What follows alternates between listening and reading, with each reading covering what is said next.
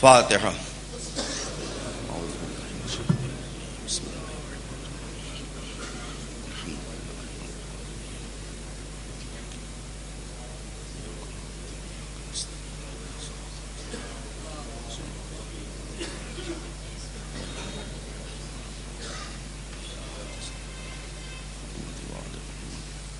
آپ حضرات سے التماس ہے کہ مجلس کے پہلے اور مجلس کے بعد قاضی عبد القدوس صاحب کی صحت یابی کے لیے دعا فرمائیں.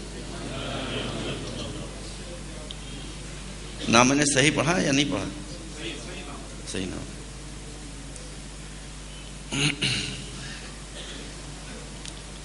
اعوذ باللہ السمیع العلیم من الشیطان اللعین الرجیم. بسم اللہ الرحمن الرحیم. الحمد للہ رب العالمین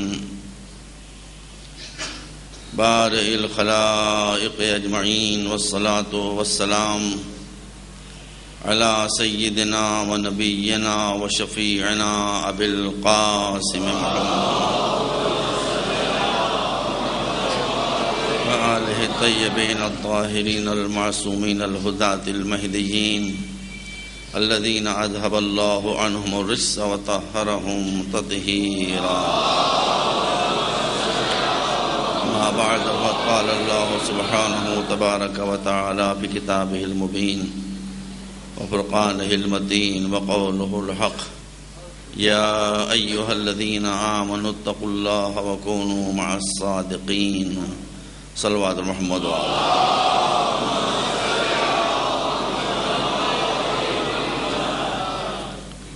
اے صاحبان ایمان، ایمان لانے کے بعد تمہاری دو ذمہ داریاں ہیں. پہلی ذمہ داری یہ ہے کہ کردار کو پاک رکھو، اور کردار تمہارا صرف اللہ کے خوف سے پاک ہو سکتا ہے. وَكُونُوا مَعَ الصَّادِقِينَ. اور تم میں یہ تمیز پیدا ہو جائے کہ اصلی کون ہے اور نقلی کون ہے، جھوٹا کون ہے اور سچا کون ہے، رہنما کون ہے اور ڈاکو کون ہے. ایسے لوگوں کو پہچانو اور پھر انہی کے ساتھ ہو جاؤ. میں نے آپ کے سامنے عرض کیا تھا کہ مزاج قرآن یہ ہے کہ بھلے کا ذکر بعد میں کرو، برے کا ذکر پہلے کرو. میں نے آیت آپ کے سامنے پڑھی تھی کہ فَإِذَا قَرَأْتَ الْقُرْآنَ فَاسْتَعِذْ بِاللَّهِ مِنَ الشَّيْطَانِ الرَّجِيمِ. قرآن پڑھنے سے پہلے شیطان الرجیم سے پناہ مانگو. اور یہ کٹھ ملا شیطان الرجیم کے چہرے ہیں، اس لیے ہر مجلس میں میں پہلے ان کا ذکر کرتا رہا. بار بار میں عرض کر چکا ہوں کہ میں فرقہ پروری سے بھاگتا ہوں. سب میرے بھائی ہیں، لیکن سمجھاتا ہوں لوگوں کو کہ ان کی آنکھیں کھلیں. اب آپ دیکھیے، کل میں نے جہانگیر کے دور کا واقعہ بیان کیا تھا، آج اکبر کے دور کا واقعہ بیان کر رہا ہوں. ہر زمانے ماشاءاللہ پائے گئے ہیں.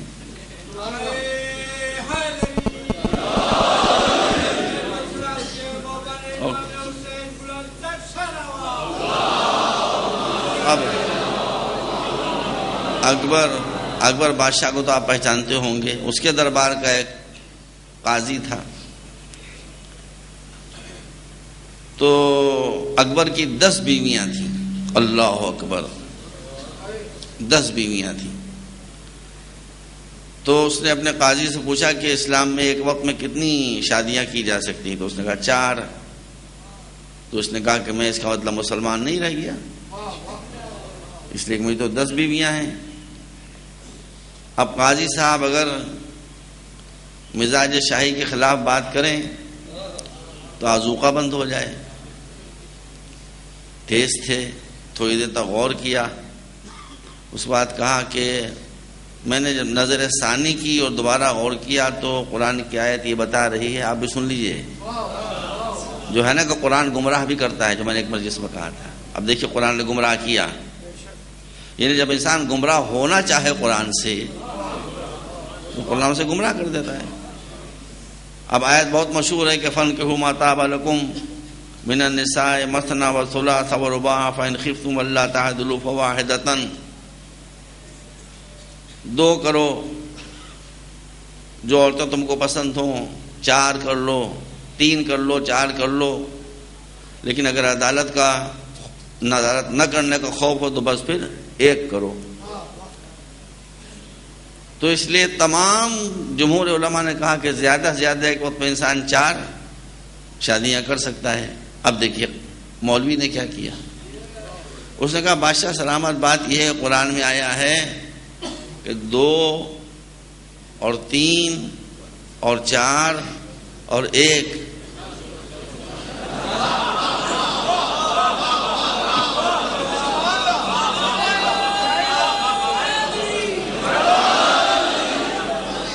یہی تو کہا نا قرآن نے۔ تو بادشاہ سلامت سرکار والا 2 اور 3 5 اور 4 9 اور 1 10، 10 بیویاں آپ کے لیے بالکل جائز ہیں۔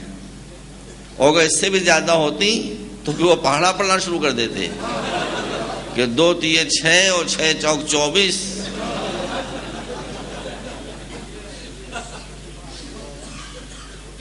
اس لیے میں کہتا ہوں، اس لیے میں نے آیت پڑھی آپ کے سامنے کہ سب سے بنیادی بات یہ ہے کہ مذہب کے نام پر آپ کو دھوکہ نہ دیا جائے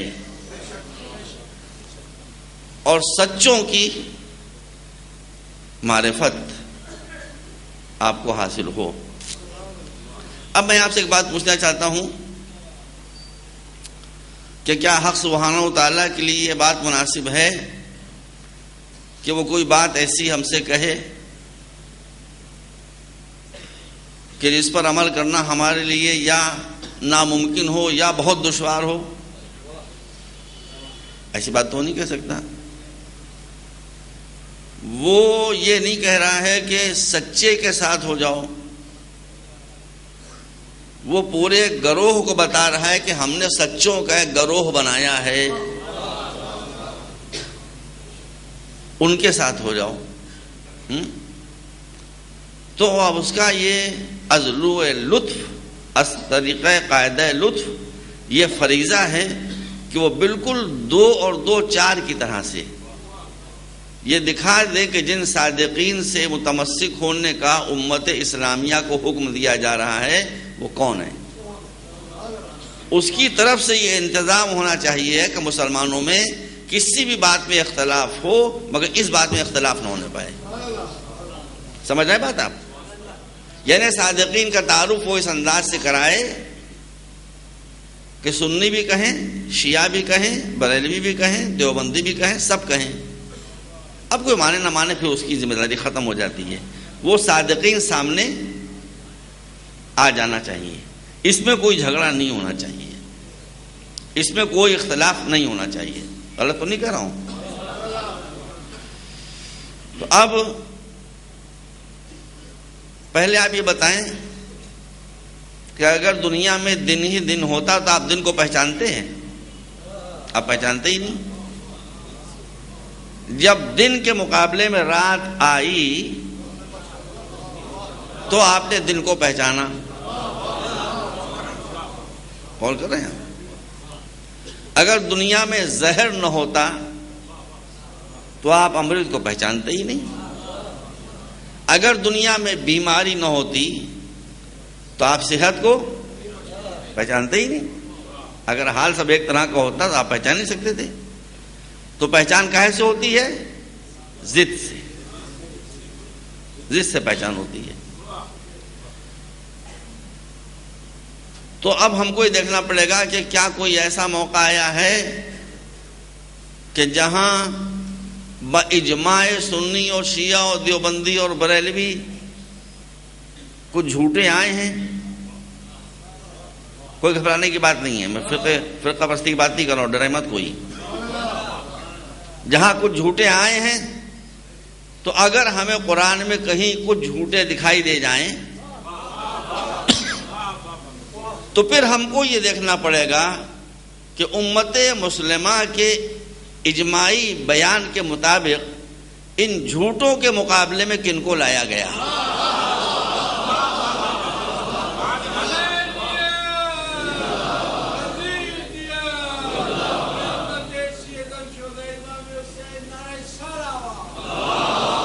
منزل تک پہنچ رہا ہوں. تو جب نصارائے بنی نجران آئے پیغمبر سے مباہلے کے لیے یہ کہتے ہوئے کہ حضرت عیسیٰ خدا کے بیٹے تھے، بیٹا ہونا جھوٹ بات ہے نا، تو جھوٹے تھے نا. پیغمبر سے بحث ہوئی، مباحثہ ہوا، سب کچھ ہوا، قائل نہیں ہوئے.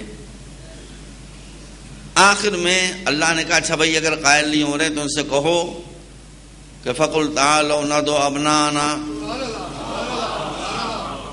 وَأَبْنَاءَكُمْ وَنِسَاءَنَا وَنِسَاءَكُمْ وَأَنفُسَنَا وَأَنفُسَكُمْ ثُمَّ نَبْتَهِلْ فَنَجْعَلْ لَعْنَةَ اللَّهِ. بذرا رکیے، علی الکافرین نہیں، علی الفاسقین نہیں، علی المنافقین نہیں، علی المشرکین نہیں. لعنت اللہ علی الکاذبین پورے قرآن میں آپ کو بس یہی ملے گا کہ آپ ان سے کہہ دیجئے کہ آؤ اب ہم تم مباہلہ کر لیں، تم اپنے بیٹوں کو بلاؤ ہم اپنے بیٹوں کو بلائیں، تم اپنی عورتوں کو بلاؤ ہم اپنی عورتوں کو بلائیں، تم اپنے نفسوں کو بلاؤ ہم اپنے نفسوں کو بلائیں، پھر مباہلہ کر لیں اور دعا کریں اللہ سے کہ جو جھوٹا ہو اس پر عذاب آ جائے. اب یہ منزل ایسی ہے کہ یہاں پر اللہ کا انتظام یہ تھا کہ اگر 1 ارب بھی مسلمان ہیں تو یہاں پر زبان سب کی ایک ہو. اب کسی مسلک کی تفسیر کو آپ دیکھ لیجئے، اللہ کہہ رہا ہے کہ آؤ ہم اپنے بیٹوں کو بلائیں، پیغمبر کسے لے کر جا رہے ہیں؟ ایک بات سن لیجئے، توجہ رکھیے گا، توجہ رکھیے گا. حسن و حسین جا نہیں رہے ہیں، جا نہیں رہے ہیں، جا رہے، جانے کی شان اور ہوتی ہے، لے جانے کی شان اور ہوتی ہے. اگر بچے دوڑتے دوڑتے نانا کے ساتھ ساتھ جا رہے ہوتے تو جا رہے ہوتے، اور اگر پیغمبر ایک کو گود میں اٹھائے ہوئے دوسرے کی انگلی پکڑے ہوئے ہیں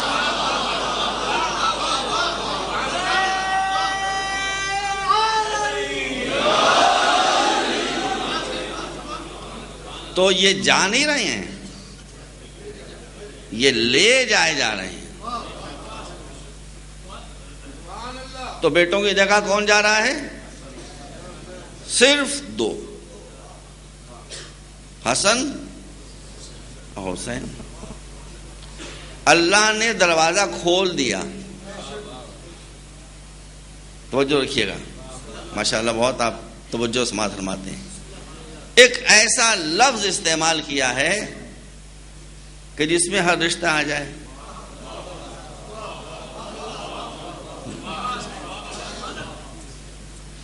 کیا کہا جا رہا ہے؟ ارشاد ہو رہا ہے کہ آؤ ہم اپنی عورتوں کو بلائیں. کوئی رشتہ نہیں کہا جا رہا ہے کہ بیویوں کو بلائیں، بیٹیوں کو بلائیں، بہنوں کو بلائیں. اللہ دروازہ کھول رہا ہے، ہم اپنی عورتوں کو بلائیں. بیویاں بھی آ گئیں، بیٹیاں بھی آ گئیں، گھر میں جو بھی عورتیں ہیں وہ سب آ گئیں. ادھر سے دروازہ کھل رہا ہے، سمجھتے رہیے بات کو. نسانا، ہم اپنی عورتوں کو بلائیں.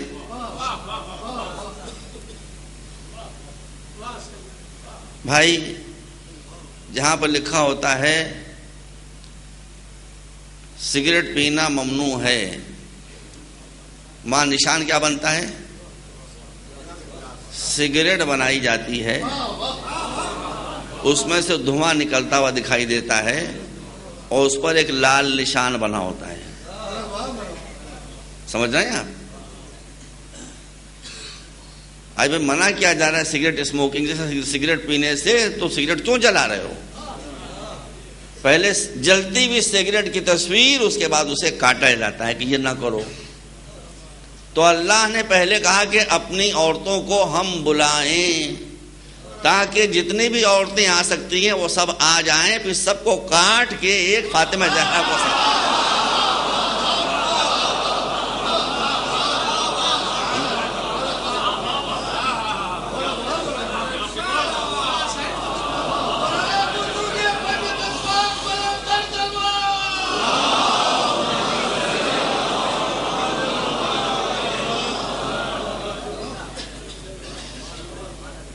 اور فرمایا آپ نے کوئی اس سے اختلاف کرے گا، ساری ازواج نبی مقدس محترم.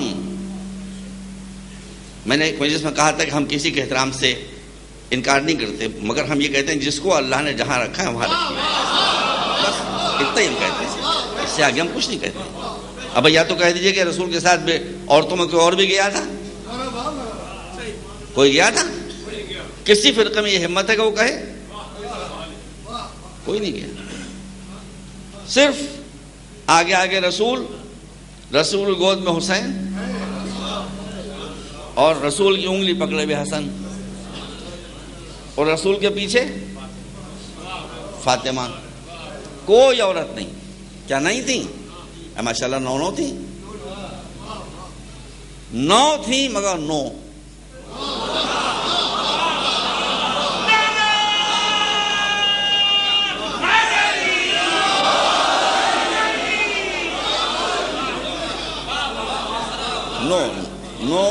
نو صرف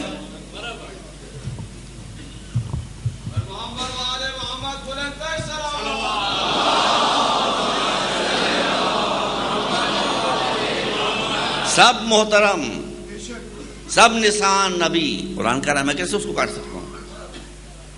لیکن منزل مباہلہ میں عورتوں کی جگہ صرف ایک بیٹی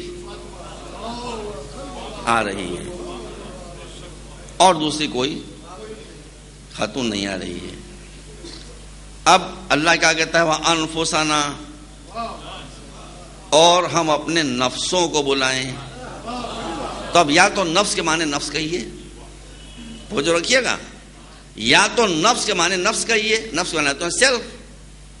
بھائی آپ تو ہم تو میں تو کسی جھگڑا ہوتا ہی نہیں. جو آدمی کہتا ہے یہ کہیے، میں کہتا ہوں میں وہی کہتا ہوں. اس لیے کہ آدمی جب غلط بات کہے گا تو آگے جا کے خود ہی پھنس جائے گا، مجھے کیا کرنا ہے. تو لڑنے کو بات ہی نہیں، اس ترکیب کو بھی آزما لیجیے.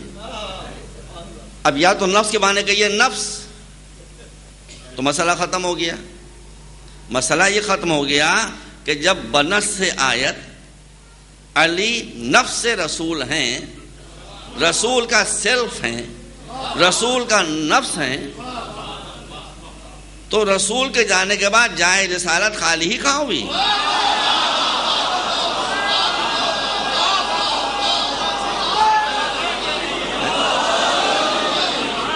اب آپ بتائیے، نفس تو موجود ہے، نفس تو موجود ہے، تو جگہ خالی کہاں ہوئی؟ خالی خالہ بدل گیا بس، نفس اپنی جگہ موجود ہے. تو وہ حضرات یہ فرماتے ہیں، بعض تفاسیر میں آیا ہے، اور غلط نہیں کہتے ہیں، غلط نہیں کہتے بھائی، کہ نفس کے معنی داماد کے بھی ہوتے ہیں. یہی کہہ لیجیے، ہمیں کیا عذر ہے، ہم کسی لڑتے ہی نہیں. آپ کہتے ہیں داماد، یہی صحیح. تو اب یہی کہہ دیجیے کہ آؤ ہم اپنے دامادوں کو بلائیں. یہ تو کہاں نہیں رہے کہ جا رہا ہے کہ آؤ ہم اپنے داماد کو بلائیں. جمع کا صیغہ ہے کہ آؤ ہم اپنے دامادوں کو بلائیں. تو اب اگر پیغمبر کا کوئی اور داماد ہوگا تو وہ بھی آئے گا ساتھ.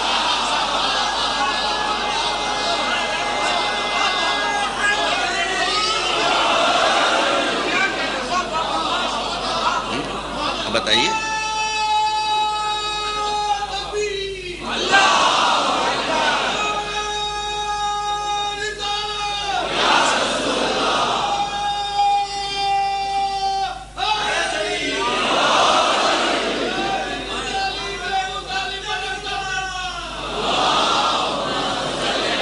تو ہم تو یہ کہتے ہیں کہ جو آپ کہیے سرکار ہم ماننے کو تیار ہیں.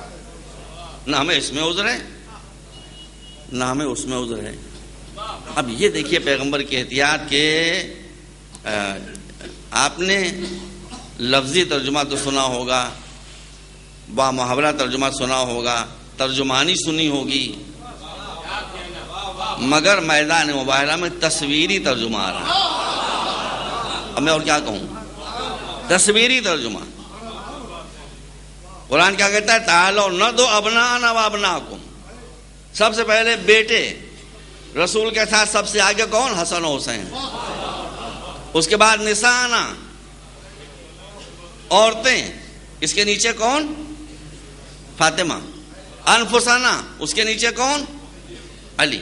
ہر لفظ کے نیچے ایک پیکر آپ کو دکھائی دے رہا ہے، مگر فاطمہ زہرا کے مرتبے کو سمجھ لیجئے۔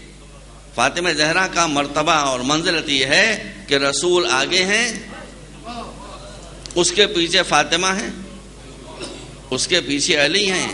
اب فاطمہ کی منزلت کو آپ سمجھے کہ فاطمہ رسالت اور امامت کی ملانے والی کڑی کا نام ہے۔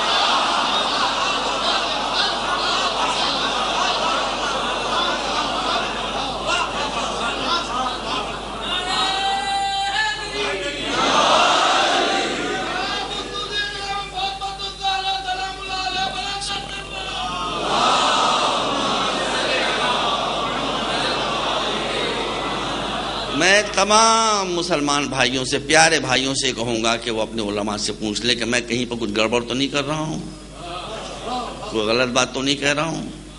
میں نے اس کے یہاں پہ کوئی اختلاف نہیں ہے، ہر حدیث میں اختلاف ہوگا، مجھے سو کوئی لینا دینا نہیں، لیکن یہاں روایت میں اور تفسیر میں کوئی اختلاف نہیں۔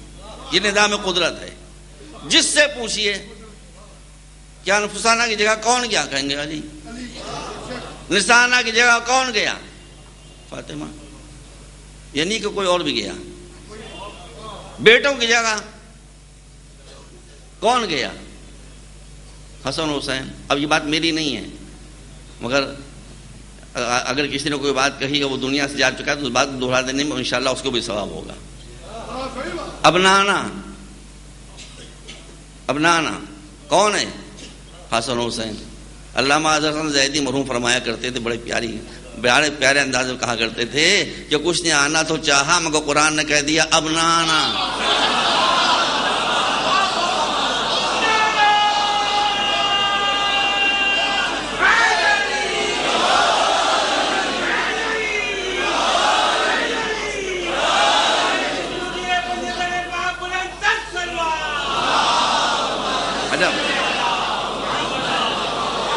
عجب شخصیت ہے بھائی، عجب شخصیت ہے۔ ایسی بات سے بات نکالتے تھے، میرے والد کے ساتھیوں میں تھے، خدا ان کو غریق رحمت کرے انشاءاللہ۔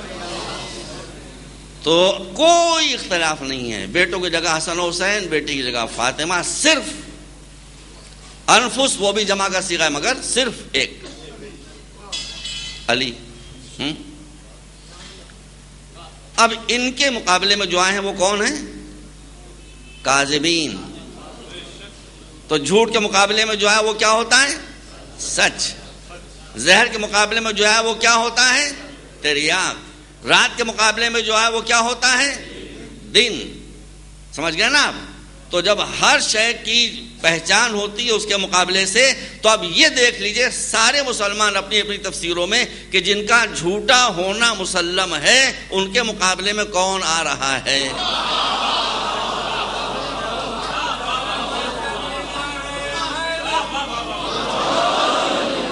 ہے نا؟ تو ان کے مقابلے میں صرف یہ آ رہے ہیں، تو وہ اگر کاذبین کا مصداق ہیں تو یہ صادقین کا مصداق ہے۔ اور اب جب آپ نے کاذبین کے ذریعے سے صادقین کو پہچان لیا تو اب صبح قیامت تک صادقین کے ذریعے سے کاذبین کو پہچانتے رہیے۔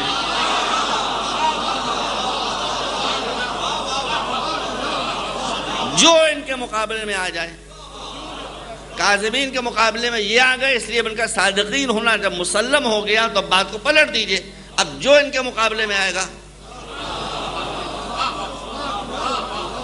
وہ کاذبین ہوگا۔ یہ کوئی اختلاف کی بات نہیں ہے، ہرگز نہیں، کوئی اختلاف کی بات نہیں ہے۔ ابھی چند سال پہلے نشتر پارک میں یوم علی کا جلسہ ہو رہا تھا، اس میں بھی تھا، اور ایک دیوبندی مسلک مگر منصف مزاج سنی اسکالر بھی تھے تقریر کرنے کے لیے، جن بیچاروں کو مار دیا پاگلوں نے.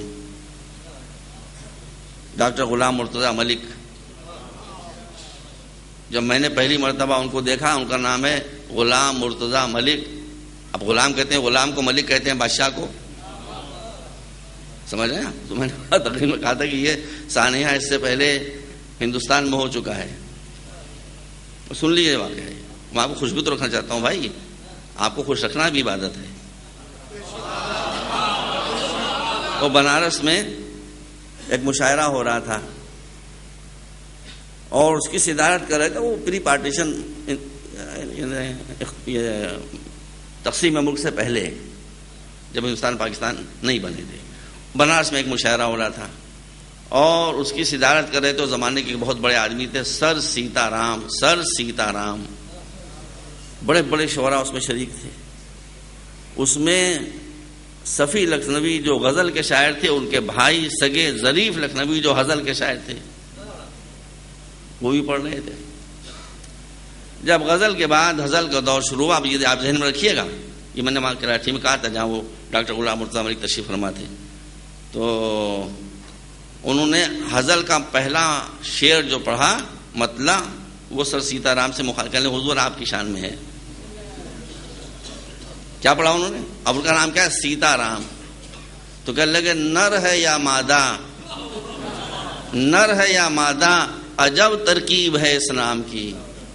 نر ہے یا مادہ عجب ترکیب ہے اس نام کی، کچھ حقیقت ہی نہیں کھلتی ہے سیتا رام کی.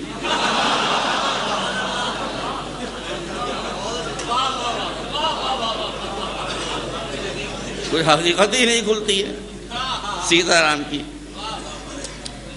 تو میں نے پھر وہاں کراچی میں کہا، میں نے کہا یہاں ایک ایسی شخصیت تشریف فرما ہے جو غلام بھی ہے اور ملک بھی ہیں. تو میں نے کہا یہ غلام ملک کیسے ہو گئی؟ غلامی مرتضیٰ کا شرف تھا کہ غلام ملک میں تبدیل ہو گیا. ایک مرتبہ صلوات بھیجیں آپ فی الحال. تو ڈاکٹر غلام مرتضیٰ ملک نے اب تو یہ بہت عمدہ کام ہو گیا. یہ ویڈیو آڈیو نکل آئے سب، اس کی وجہ سے بہت عمدہ مسئلہ ہو گیا ہے. ابھی موجود ہے، آپ دیکھ لیجیے، ریکارڈنگ ملک سے موجود ہے. تو ڈاکٹر غلام مرتضیٰ ملک جو سعودی یونیورسٹی کے پروفیسر تھے، انہوں نے یہ بات کہی کہ جتنے اسلامی مسالک ہیں ان سب کا متفقہ فیصلہ ہے. پڑھ لیجیے، سن لیجیے ریکارڈنگ، خدا کی قسم. عجب جملہ کہا انہوں نے. کہنے لگے جتنے اسلامی مسلک ہیں بہت سی چیزوں میں اختلاف ہے، ایک مسئلے میں کوئی اختلاف نہیں ہے کہ جب بھی علی کے مقابلے میں آیا وہ باطل پر قرار پایا. معمولی بات ہے.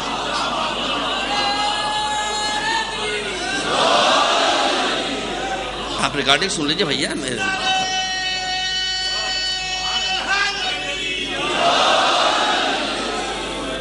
جب بھی جو بھی علی کے مقابلے میں آیا، علی حق پر تھے اور وہ باطل پر تھا. اب تو پھر اختلافی کیا رہے گا؟ قصہ ختم ہو گیا. اسی فارمولے پر سولو کر لیے، جھگڑا ختم، صحیح ختم ہو گیا سب. یہی تو جھگڑا ہے. ایک انصاف پسند دیوبندی مسلک پروفیسر رنگ کا آدمی، وہ بھی سعودیہ میں، مگر حق پر زبان جاری. اس کے بعد کہنے لگے اور میری اماں کیا کہہ رہے ہیں بھائی؟ جب والدہ خدا بیمار ہے، پتہ نہیں کیا دعا کرانا چاہتے کیا ہے، میں سمجھا ہی نہیں کیا کہہ رہے ہیں. ابھی وہ ریکارڈنگ سن لیجیے خدا کے لیے، ویڈیو ریکارڈنگ موجود ہے. کہہ لیں میری اماں، میں حق میں میری اماں کیا. تو وہ آگے جب بڑھے کہہ لیں میری اماں اتفاق سے علی کے مقابلے میں آ گئی تھیں تو 20 سال تک دوپٹہ آنکھوں پر رکھ کر روتی رہی کہ ہائے میں نے کیا کیا.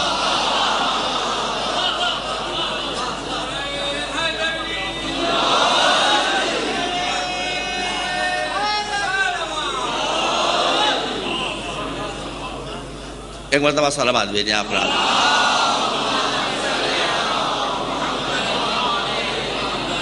تو آپ نے صداقت کا زور دیکھ لیا، صداقت کا زور دیکھ لیا آپ نے کہ جو بھی مقابلے پر، تو یہ تو میں بھی کہہ رہا ہوں کہ آئے مباحثہ کے بعد جو بھی ان کے مقابلے پر آئے گا وہ جھوٹا قرار پائے گا، چاہے کہ یہ جھوٹا قرار پائے گا، چاہے کہ یہ باطل پر قرار پائے گا، بات ایک ہی ہے۔ تو کوئی شیعہ سنی الحمدللہ اس مسئلے میں اختلاف نہیں ہے۔ اب پھر بھی بات تو رہ جاتی ہے، علامہ اقبال ان کے نواسے شیعہ ہو گئے تھے، ہوتا لوگ بدلتے ہیں، سنی شیعہ ہو جاتے ہیں، شیعہ سنی ہو جاتے ہیں، کوئی ایسی بات نہیں ہے، ہو گئے شیعہ۔ تو میرے استاد میرے امی محترم مولانا علی نقی صاحب کے پاس وہ لائے گئے، تو انہوں نے ان سے پوچھا کہ آپ کیوں شیعہ ہو گئے؟ بہت بڑے عالم تھے وہ۔ بس آج ایک موضوع ہے پیش کرنا چاہتا ہوں، تو دو باتیں کہیں، اس سے ایک بات تو میں نہیں کہوں گا آپ کے سامنے، مگر دوسری بات جو انہوں نے کہی وہ یہ کہ میرے والد کو شوق تھا کہ میں دینی تعلیم حاصل کروں، تو ایک مولوی صاحب کو انہوں نے معین کیا، انہوں نے اسلامی تاریخ پڑھانا شروع کی، اسلامی فلسفہ پڑھانا شروع کیا، اور حدیث پڑھانا شروع کی، اور قرآن پڑھانا شروع کیا۔ تو پڑھاتے پڑھاتے جب اس حدیث پر میں پہنچا کہ رسول نے ارشاد فرمایا کہ من مات ولم یعرف امام زمانہ مات میتۃ جاہلیہ، جو مر جائے اور اپنے زمانے کے امام کو نہ پہچانے وہ جاہلیت کی موت مرتا ہے۔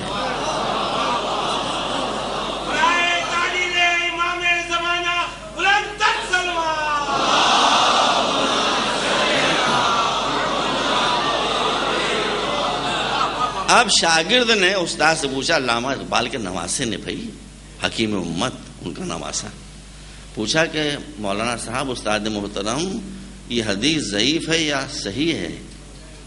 کہ یہ صحیح حدیث ہے، اس کی صحت سے انکار نہیں کیا، کہا سمجھ لیجیے صحیح ہے یہ۔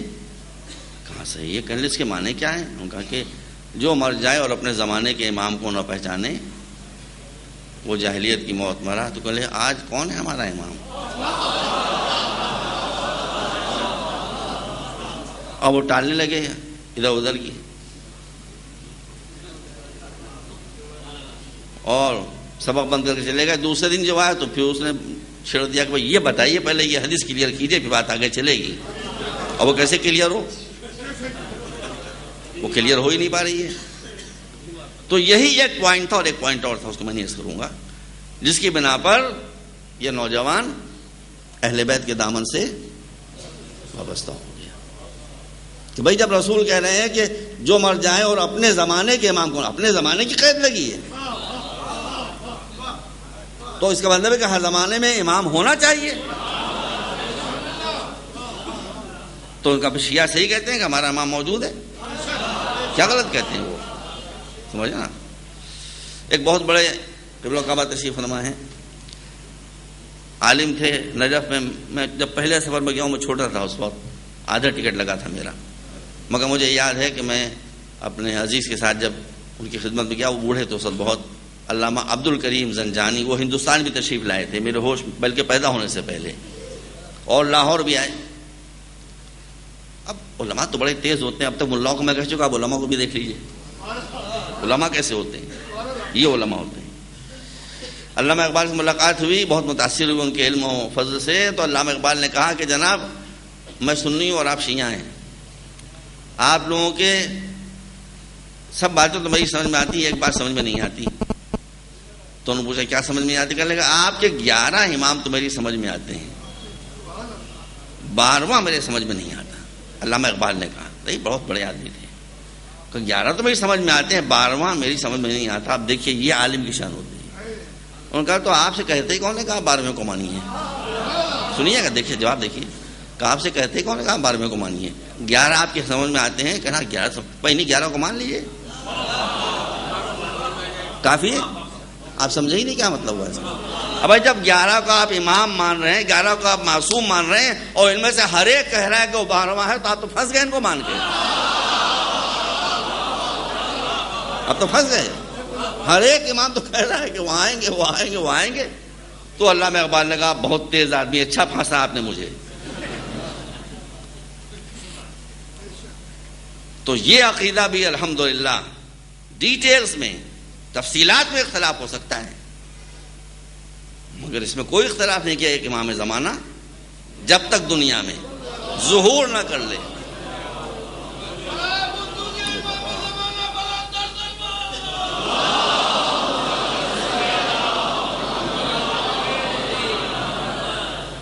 آج تھوڑا سا میری سبق بڑھ جائے گا، نیچے مجھے تھوڑا سا بڑھ جائے گا، اس لیے کہ ایک مجلس کم ہو گئی ہے. 5 مجلس نہیں، 5 کے بجائے آپ بہت 5 کہہ رہے تھے، یہاں 5 سے 4 پہ ہو گئے. خیر،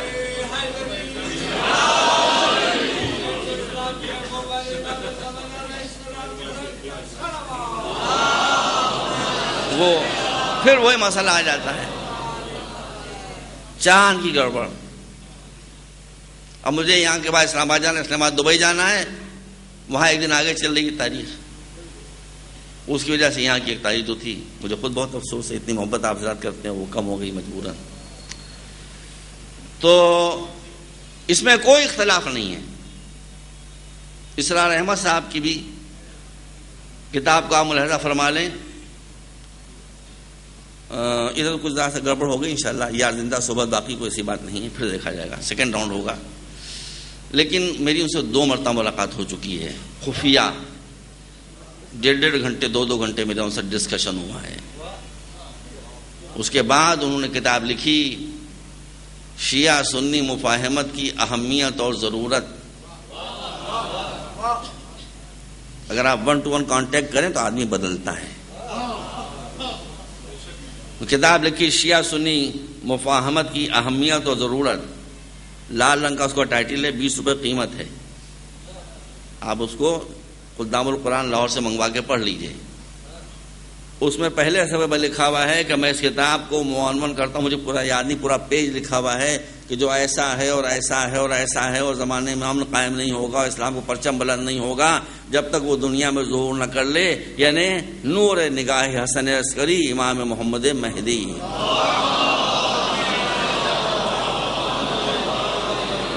آپ منگوا کے پڑھ لیجئے. کراچی میں سینکڑوں آئی تو ایک ہی مجلس میں سب ختم ہو گئیں. خدام القرآن لاہور، مصنف ڈاکٹر اسرار احمد، کتاب کا نام ہے شیعہ سنی مفاہمت کی اہمیت اور ضرورت. اب جو لوگ کہتے ہیں کہ پیدا ہوں گے، یہ نہ کہیے کہ پیدا ہو چکے. ان کا کہنا یہ ہے کہ پیدا تو وہ ہوں گے، وہ تو ہم مانتے ہیں.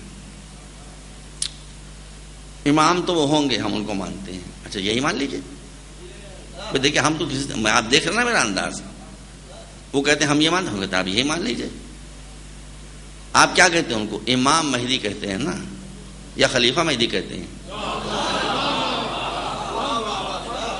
کسی سنی سے پوچھ، سب میرے بھائی ہیں، پیارے پیارے بھائی ہیں، پوچھ لیے آپ کیا کہتے ہیں؟ امام مہدی کہتے ہیں نا. جب تک امام مہدی کا ظہور نہیں ہوگا یہ دنیا، وہ پیدا ہو یا پیدا ہو چکا، ہم کو ابھی اس سے بحث نہیں ہے. مگر آپ امام مہدی کہتے ہیں، خلیفہ مہدی نہیں کہتے. 2 سلسلے چلے تھے، ایک خلافت کا چلا تھا، ایک امامت کا چلا تھا.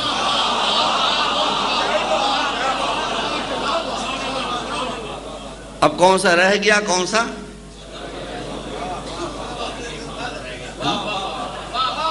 کون سا رہ گیا؟ تو ہم نے اسی لیے ایسے، ہم آپ کو کچھ نہیں کہتے، ہم تو اپنوں کہتے ہیں کہ ہم نے اسی لیے ایسے سلسلے کو پکڑا ہے کہ جب تک ہم رہیں وہ باقی رہے.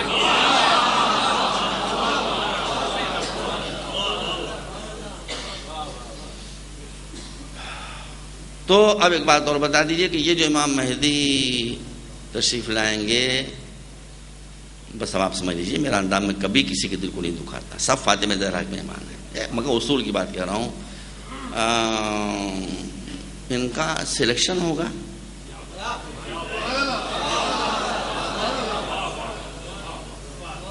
کوئی کمیٹی بیٹھے گی جو ان کو چنے گی، الیکشن ہوگا ورلڈ وائڈ، مسلمانوں کا اجماع ہوگا، شورا ہوگا، کیا ہوگا؟ بھئی میں آپ اپنے بھائیوں سے پوچھ رہا ہوں، بہت ہاتھ جوڑ کے اور ان کے منہ کو پیار کر کے پوچھ رہا ہوں کہ یہ بتائیے یہ امام بنیں گے تو کیسے بنیں گے؟ تو آپ ہی یہ کہیں گے کہ نہ اجماع ہوگا، نہ شورا ہوگا، نہ الیکشن ہوگا، نہ سلیکشن ہوگا، ان کو اللہ نے بنایا اس لیے بنیں گے. تو یہی تو ہم بھی کہتے ہیں ہمیشہ سے.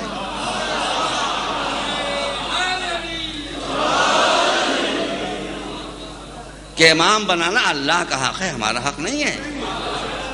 تو جب معاملہ سپریم کورٹ میں پہنچا آخر میں جا کر، تو فیصلہ کس کے حق میں ہوا آپ بتائیے؟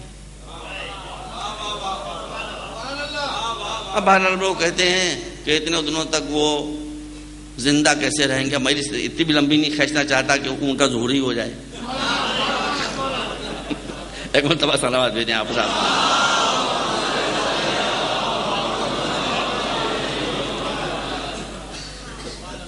اے بھائی اس میں برا ماننے کی بات نہیں، آپ مسلمان ہیں، آپ مسلمان ہیں، بے شک ہیں، ہم آپ کو کافر نہیں کہہ سکتے، استغفر اللہ، ہم آپ کو کافر نہیں کہہ سکتے، آپ پکے مسلمان ہیں، دین ہمارا آپ کا ہے کہ مسلک میں اختلاف ہے، آپ سنی ہیں، ہم شیعہ ہیں، ختم ہو گیا، لیکن مسلمان آپ بھی ہیں، مسلمان ہم بھی ہیں۔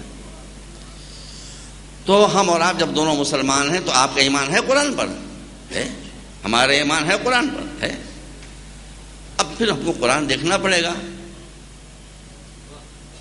کہ کچھ زندہ ہیں یا نہیں ہیں قرآن کی روشنی میں۔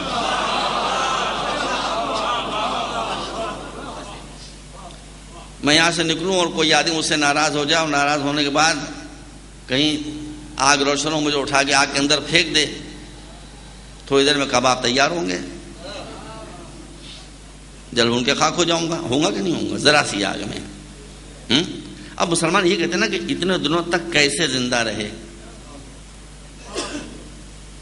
تو میں یہ پوچھنا چاہتا ہوں کہ پہلے اس آگ کا اندازہ کیجئے جو حضرت ابراہیم کے لیے جلائی گئی تھی، آج تک اس کا ٹیلا موجود ہے، کبھی جائیے گا انشاءاللہ کربلا سے تو 6 کلومیٹر آگے جب بڑھے گا لیفٹ سائڈ میں آپ دیکھیے گا، آج تک وہ تلہ نمرودی کہلاتا ہے، اس کی راکھ کا پہاڑ بنا ہوا موجود ہے، 4000 سال ہو چکے، کتنی آگ ہوگی،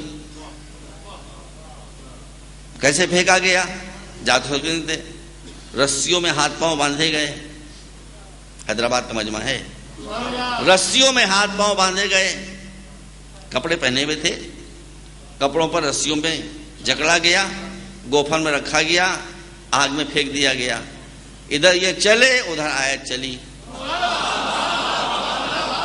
توجہ فرمائیے گا، یا نارو اے آگ کونی بردن ٹھنڈی ہو جا، اگر یہ آیت یہیں پر رک جاتی تو ابراہیم جلتے تو نہیں مگر نکل بھی نہ پاتے،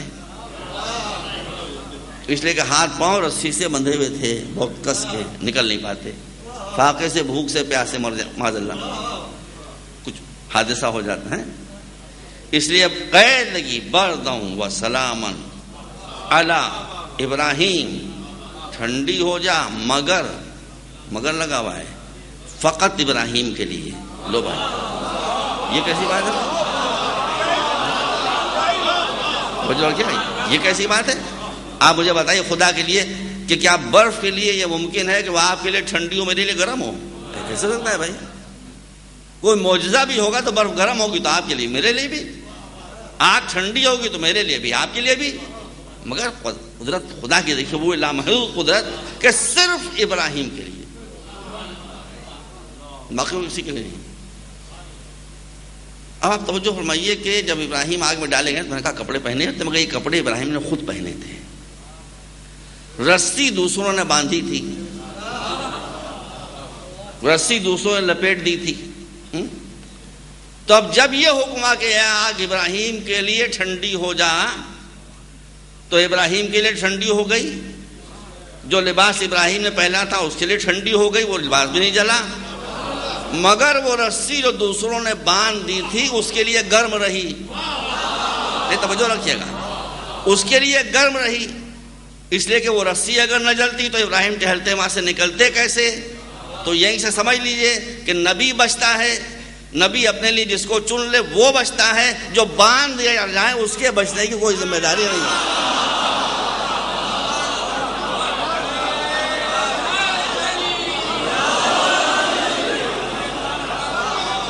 اسی لیے خود بچ گئے۔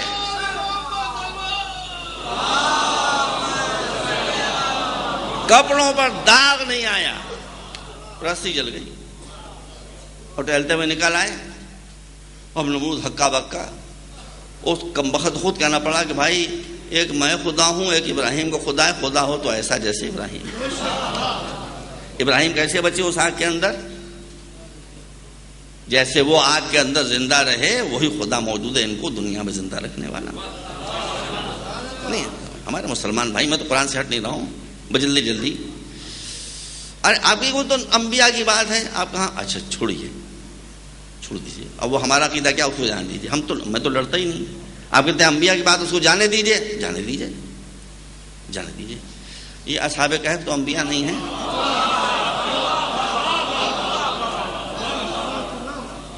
میں قرآن سے نہیں ہٹ رہا ہوں، سورہ کہف موجود ہے، پڑھ لیجیے۔ ہیں زندہ؟ کہاں سے کھا رہے ہیں؟ کہاں سے پی رہے ہیں؟ جو سو رہا وہ کھائے پیے گا کیا بھائی؟ اور ذرا سے آگے بڑھ جاؤں، گستاخی تو ضرور ہوگی، لیکن ارے وہ قرآن کہہ رہا ہے کہ وہ ان کے ساتھ کتا ہو گیا تھا ایک، وَكَلْبُهُمْ بَاسِطٌ ذِرَاعَيْهِ بِالْوَصِيدِ، وہ بھی زندہ تشریف فرمائیں۔ تو اس کا مطلب ہے کہ اولیاء خدا تو اولیاء خدا، اگر ایک نجس کتا بھی اولیاء خدا سے وابستہ ہو جائے وفاداری کے ساتھ، وفا کی قید،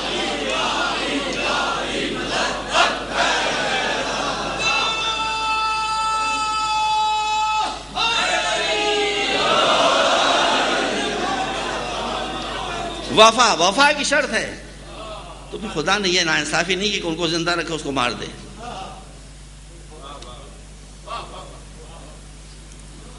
دیکھیے، پھر دیکھ لیجیے حضرت حزقیل پیغمبر، عزیر پیغمبر کے ساتھ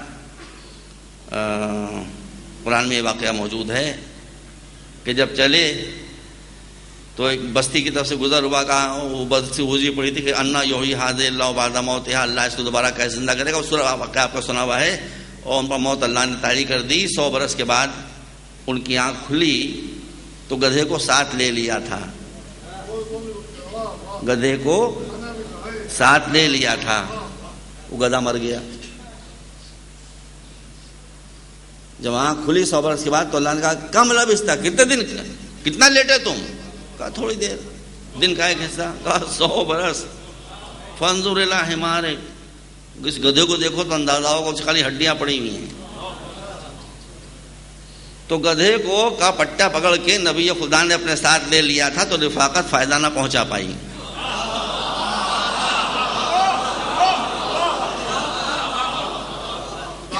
اور کتے نے اولیاء کو پہچان لیا تھا۔ میں آگے زیادہ نہیں پڑھنا چاہتا۔ وہ پہچاننے کے بعد خود ساتھ ہوا کہ جو ان کا انجام ہوگا وہ ہمارا انجام، میں ان کا محافظ بنوں گا۔ تو اصحاب کہف زندہ ہے تو وہ کتا بھی زندہ ہے۔ کتے میں سینس ہوتا ہے بھائی صاحب، یہ بات آپ یاد رکھیے، اور موقع بات بہت آگے نکل جائے گی۔ آپ جو جانوروں کے ایکسپرٹس ہیں ان سے پوچھئے، کتے میں یہ سینس ہوتا ہے، وہ یہ دیکھ لیتا ہے کہ یہ آدمی جو آ رہا ہے اس کی نیت کیا ہے۔ ارے بھائی یہی میں کہتا ہوں کہ جتنا زمانہ آگے بڑھتا جائے گا اتنا اتنا ہمارے تاریخ کے واقعات سمجھ میں آتے جائیں گے۔ آپ پوچھ لیں کسی ایکسپرٹ سے، کتے میں یہ سینس ہوتا ہے کہ وہ آدمی کو دیکھ کے سمجھ لیتا ہے کہ یہ اچھے خیال والا آدمی ہے، برے خیال والا آدمی ہے، میرے مالک کے ساتھ اس کا برتاؤ کیسا ہوگا، دوست ہے یا دشمن ہے۔ اگر دیکھتا ہے کہ آنے والا دوست ہے، بس توجہ، اگر دیکھتا ہے کہ آنے والا دوست ہے تو تم ہلانے لگتا ہے، آنے والا دشمن ہے بھونکنے لگتا ہے۔ اب دیکھیے تاریخ میں کتے کہاں کہاں بھونکے ہیں۔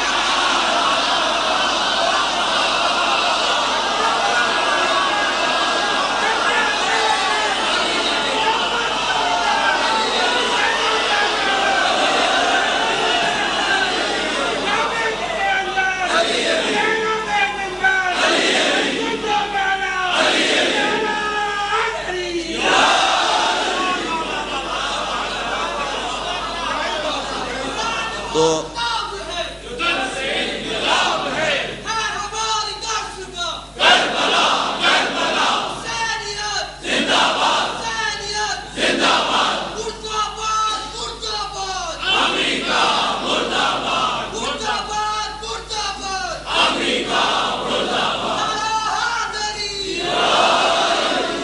بس برادران عزیز، آپ اتنے نعرے لگاتے مجھے سانس لینے کا موقع مل جاتا ہے، مگر بہت نکلا جا رہا ہے بہت تیزی سے. تو اب آپ اگر قرآن کو دیکھیں تو اچھا یہاں ایسے بچے ہو سکتے ہیں جو آتے ہیں اس اشتیاق میں کہ ہمیں کچھ سائنس کی باتیں بھی سننے کو ملیں گی. یہ بھی ہمارے بچے ہیں، ہم ان کو بہکنے تھوڑی دیں گے، یہ ہمارے بچے ہیں. اچھا بچوں جو یونیورسٹی سے بچے آئے ہیں وہ سنیں. آئنسٹائن کے نام تم نے تو سنا ہوگا نا. آئنسٹائن نے ایک تھیوری ایجاد کی جس کو آج ساری دنیا تسلیم کرتی ہے، the theory of relativity. اللہ اکبر. یہ بھی اسلام کا ایک عجیب کہ جتنا جتنا دنیا آگے بڑھ رہی ہے اتنا اتنا معلوم ہوتا جا رہا ہے کہ مطلق اور ایبسولوٹ صرف اللہ ہے.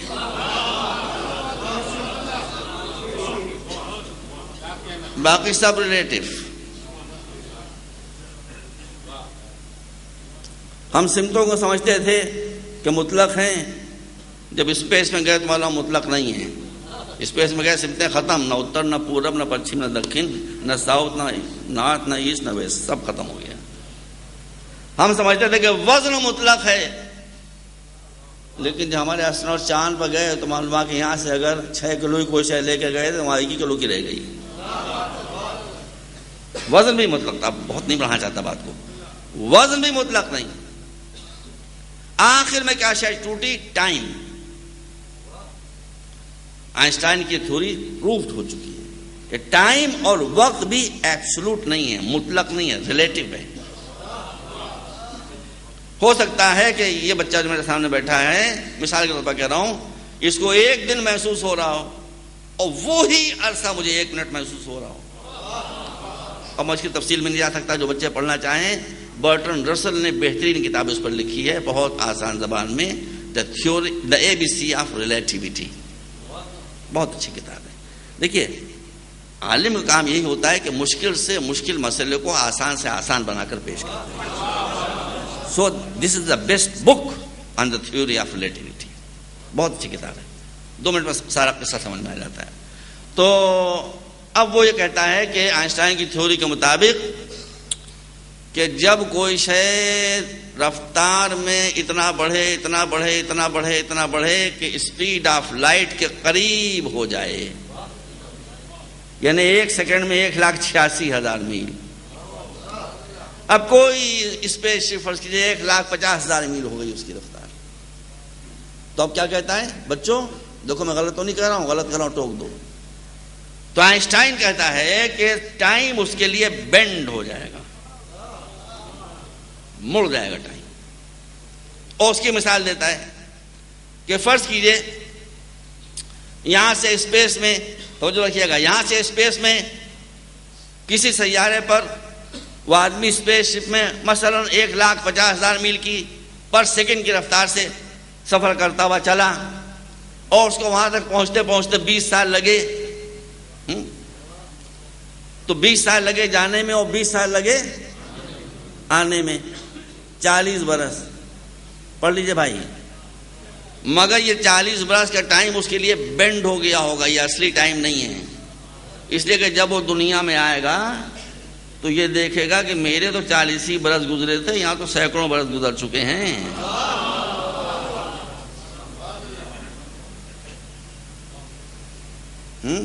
یہاں تو سینکڑوں برس گزر چکے، میرے پوتے پروتے سڑوتے سب ختم ہو چکے.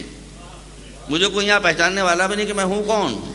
نسلیں گزر گئیں، صدیاں گزر گئیں. تو جو ہمارے یہاں ٹائم بینڈ ہو گیا، اس کے لیے ٹائم جھک گیا، اس کے لیے مڑ گیا.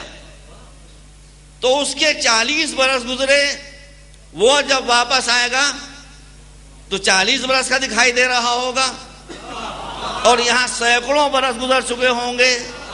تو جو رفتار نور سے قریب ہو جائے، جب اس کے لیے ٹائم بینڈ ہو جاتا ہے، تو جو مجسم نور ہو اس کے لیے ٹائم اگر بینڈ ہو گیا ہو تو کون سا ہے؟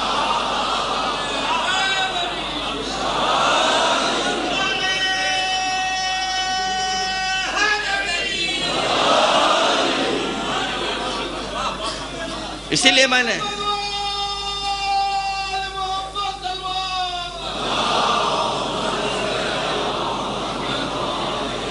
برٹن رسل نے 40 کا لفظ استعمال کیا، 40 سال کا دکھائی دے گا. اور ہمارے یہاں بھی یہ روایات میں کہ جتنے دنوں کے بعد میں ظہور کریں گے معلوم ہوگا 40 برس کے چلے آ رہے ہیں. تو کوئی یہ نان سائنٹیفک چیز نہیں ہے. اب اس کے بعد یہ ہے، کیا کہوں بھائی، کہاں تک پڑھے جاؤں. غیبت کا مسئلہ کہ ہیں تو دکھائی کیوں نہیں دیتے. میں نے قبلہ ابھی ایک حال میں روایت پڑھی ہے امام جعفر صادق علیہ السلام کے متعلق.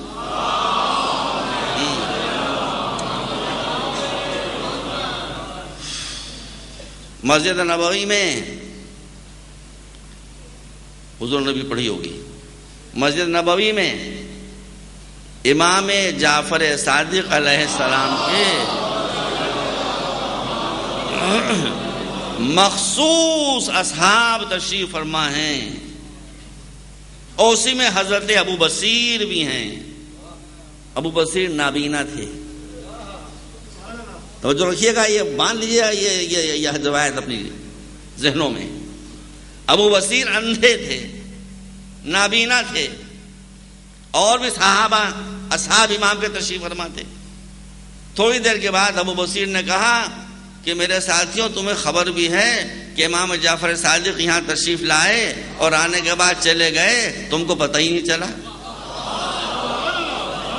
کون کہہ رہا ہے؟ اندھا، جس کی آنکھوں میں روشنی نہیں، وہ یہ کہہ رہا ہے. لوگوں نے ہنسنا شروع کیا کہ یہ اچھی نہیں بھائی، ہم آنکھوں والے ہم کو نہیں دکھائی دیا، آپ اندھے آپ کو دکھائی دے گئے. کہہ لے یقین نہیں کر رہے ہو، یقین نہیں کرو، اٹھو. اٹھے، کہا میرے ساتھ چلو. امام کے گھر پر تشریف لائے. کہا مولا میں نے ان لوگوں سے یہ کہا ابھی آپ کے اصحاب سے کہ آپ مسجد نبوی میں تشریف لائے تھے اور تھوڑی دیر کے بعد واپس ہو گئے، یہ لوگ نہیں دیکھ پائے، میں نے دیکھا. یہ بات میں نے سچ کہی یا غلط کہی؟ سچ کہی. دیکھا آپ نے؟ ارے کچھ نہیں سمجھے آپ؟ اس کا مطلب یہ کہ امام کو دیکھنے کے لیے بصارت کی نہیں بصیرت کی ضرورت پڑی.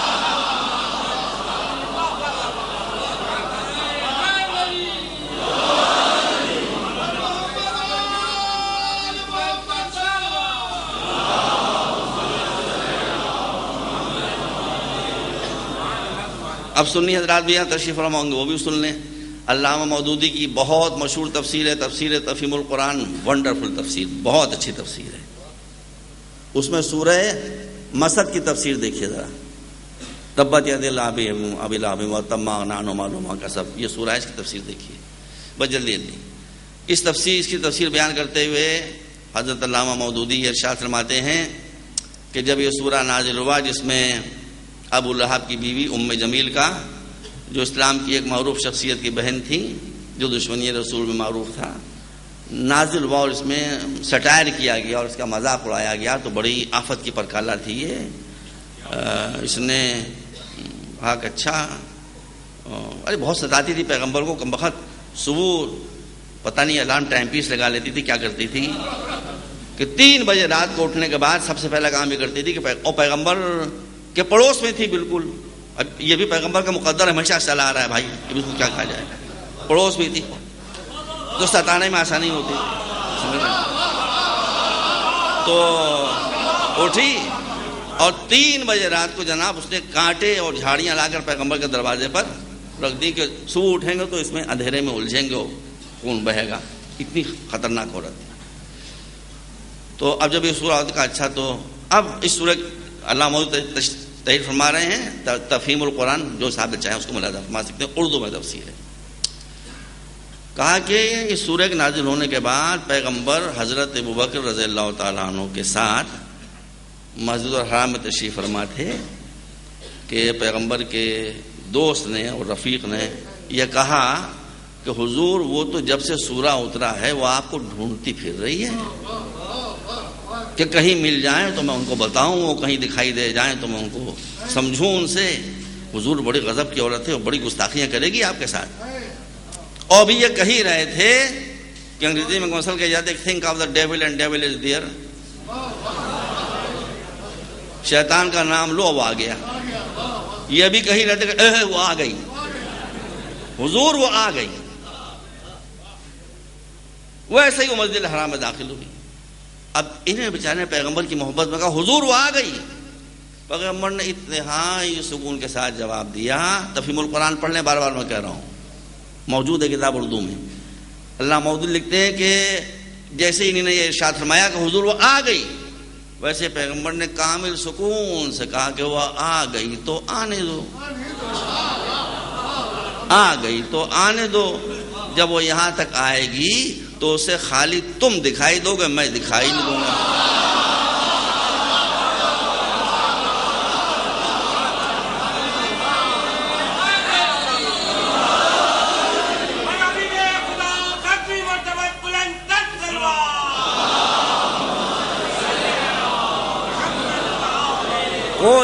کوئی عربی فارسی کتاب نہیں ہے، اردو کی طرف پڑھ لیں آپ، 2 منٹ پڑھ لیں. وہ آ گئی تو آنے دو تم دیکھ. انہوں نے کہا یہ کیسے ہوگا حضور، ہم آپ شان بازو پہلو سے پہلو ملائے بیٹھے، یہ کیسے ہوگا؟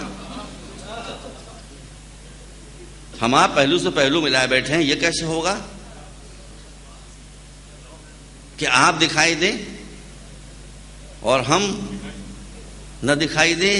اس کا مطلب ہے کہ پہلو میں ہونے کے باوجود بھی بیچ میں حجابات آ جاتے ہیں. یہ کیسے ہوگا، یہ کیسے ہوگا؟ وہ تو وقت کا نہیں ہے، وہ دیکھو اسی طرف آ رہی ہے. چنانچہ وہ اسی طرف جہاں یہ دونوں بزرگان تشریف فرما تھے، تیر کی طرح سے سنسناتی بھی آئی.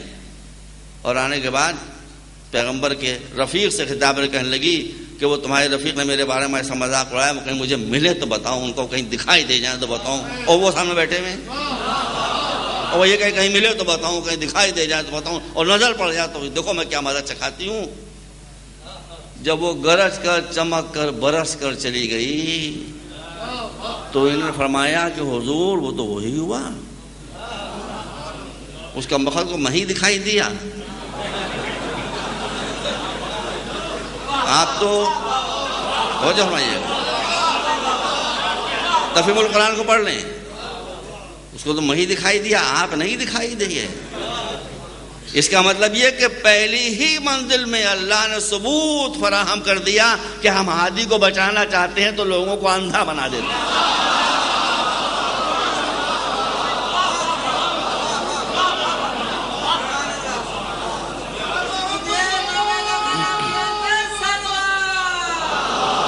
بس بھیا بہت ہو گیا، اب سب وائنڈ اپ کر دیا میں نے، قصہ ختم. اب وہ کہتے ہیں کہ اب وہ غیبت میں ہے تو ہم کون سے ہدایت کیسے ملے گی؟ یہ عریضے آپ کیوں بھیجتے ہیں؟ یہ عریضے وہاں پہنچتے ہیں.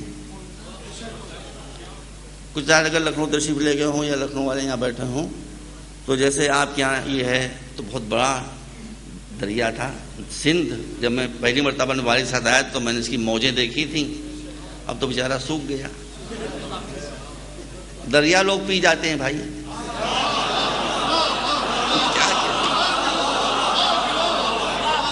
پی جاتے ہو گیا. اب اس کے مجھے کوئی تبصرہ نہیں کرنا ہے. تو لکھنؤ بھی ایک ندی کے کنارے بسا ہوا ہے، اس کا نام ہے گومتی.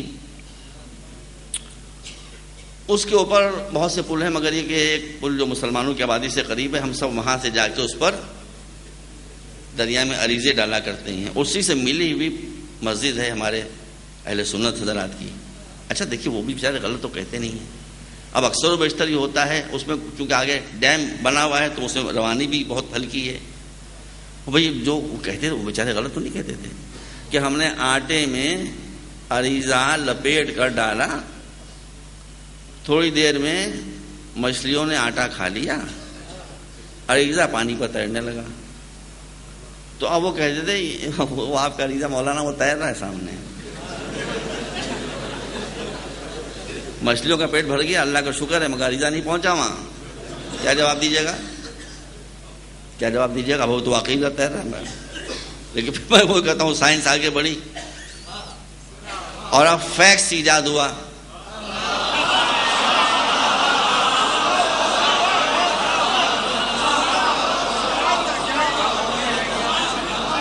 فیکس مشین ایجاد ہوئی.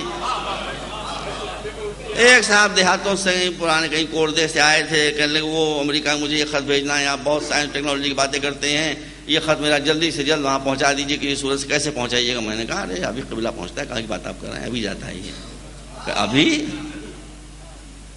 کئی مہینے پہنچے گا امریکہ؟ میں کہا مہینے کچھ نہیں، دن میں کچھ نہیں، بس ابھی پہنچتا ہے آپ کا خط، لائیے خط کہاں ادھر آپ کا۔ اب وہ چاہے ناواقف ہیں، وہ بڑی پارٹی تھی، کوئی کمپنی تھی، میں نے اس کا نمبر دیکھا اور نمبر دیکھنے کے بعد فیکس نمبر ڈائل کیا اور انسرٹ کیا میں نے ان کے خط کو، اور اس مشین نے اسے کھانا شروع کیا۔ اب جتنا تو مشین کھاتی جا رہی ہے اتنا ان کا منہ کھلتا جا رہا ہے، یہ تو واقعی جا رہا ہے خط،